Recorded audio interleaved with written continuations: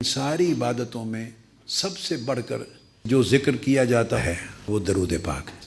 یاد رکھ لیں، صرف جو درود پاک زبان ہلا کے پڑھتا ہے نا، تسبیح کا دانہ گراتا ہے یا نہیں گراتا، لب ہلاتا ہے مگر پڑھتا ہے الفاظ درود پاک کے، اس کا بھی قبول ہوتا ہے۔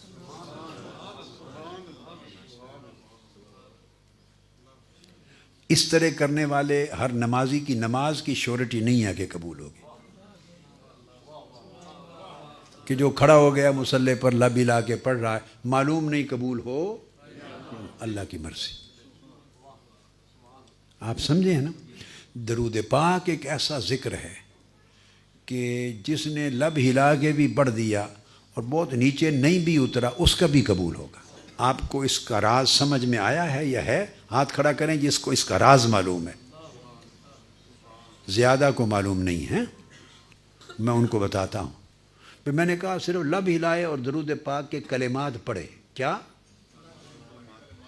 اور وہ من میں اتنا نہیں بھی گیا، لبوں سے پڑھ دیا، تو میں نے کہا وہ بھی قبول ہوگا۔ درود پاک کسی کا رد ہوتا ہی نہیں ہے، باقی ہر عبادت رد ہو سکتی ہے۔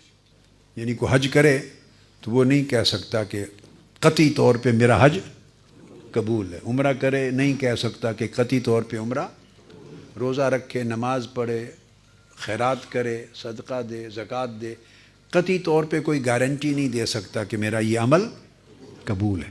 صرف ایک عمل ہے درود پاک، یہ جو پڑھے وہ گارنٹی ہے اس کی کہ قبول ہے۔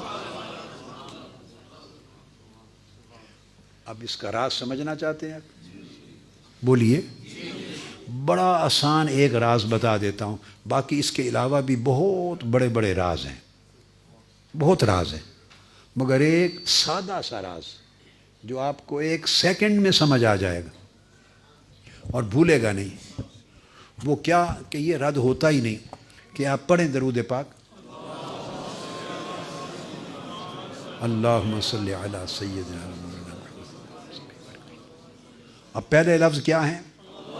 پھر اونچی آواز سے پڑھیں، صلی علی سیدنا و مولانا محمد۔ یہ درود پاک شروع ہوتا ہے کہ اے اللہ تو ہمارے آقا و مولا حضرت محمد پہ درود پڑھ۔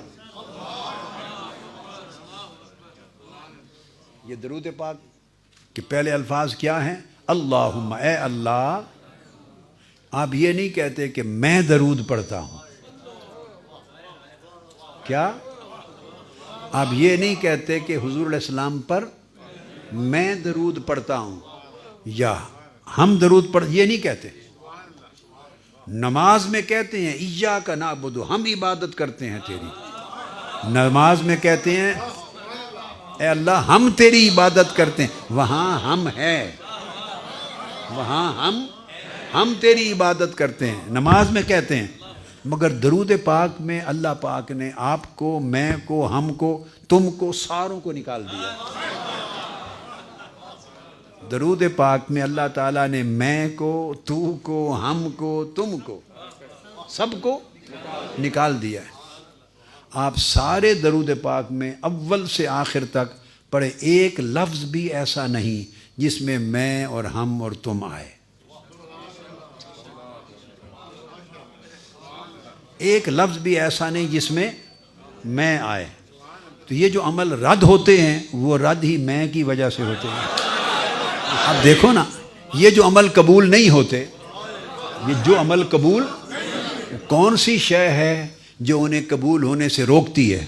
وہ کیا ہے؟